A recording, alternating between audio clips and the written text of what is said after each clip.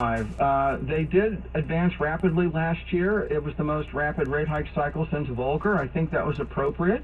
I would certainly counsel, if I was still vice chair, that going 25 at the next meeting and signaling that in May would make sense. There's a long time between now and the June meeting. There's a lot of data coming in. So I don't think if I were there, I'd be tying my hands necessarily to going that way. But they definitely want to see inflation coming down consistently and some evidence that the economy is slowing.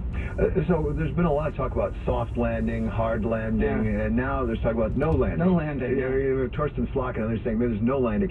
And the no landing, actually, I read Torsten's note this morning. Actually, he said what that is you have elevated inflation indefinitely out in the future, which raises real problems for capital investment, for consumer spending, for growth, things like that. What is the risk? How big is the risk, and how badly does the Fed need to avoid that elevated inflation for an extended period of time? Yeah, David, the Fed will avoid that. So there will not be a no landing. We will either have a landing with inflation coming down and a modest dislocation, or we'll have a landing with inflation coming down and a deep recession. But we're going to have a landing. The Powell Fed is not going to let inflation stay at last year's level for the next 3 years. It's just a matter of at what level do rates need to get and how long will they keep them there.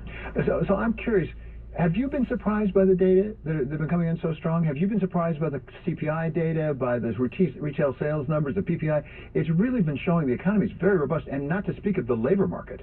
Yeah, well, certainly I think anyone would have to be surprised by that payroll number for January, which was 300,000 more than the most optimistic projection. Well, there are probably some seasonal factors at work, as with the CPI. But yes, on balance, the thrust of the data has been coming in stronger, and inflation's been running hotter than I think was evident at the end of last year. So that's definitely correct. Oh, so you're an economist. Yeah. You've studied a lot of these things. Is something wrong with the model?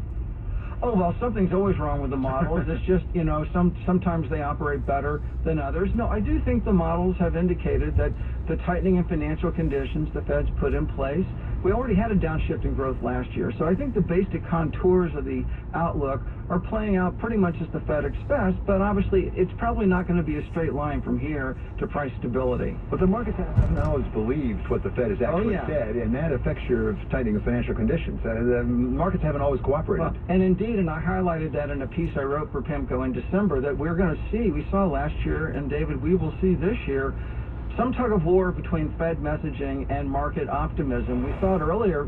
Think about when Jay Powell came into that February 1st press conference, the view was maybe you're done in March, and all of this. And so a couple more prints of data and you see a different reaction. Let me ask you about a different issue, really more on the fiscal side. You have a debt ceiling, and we don't know when that date X is, but it sounds it's sometime this summer in all likelihood, unless they raise it.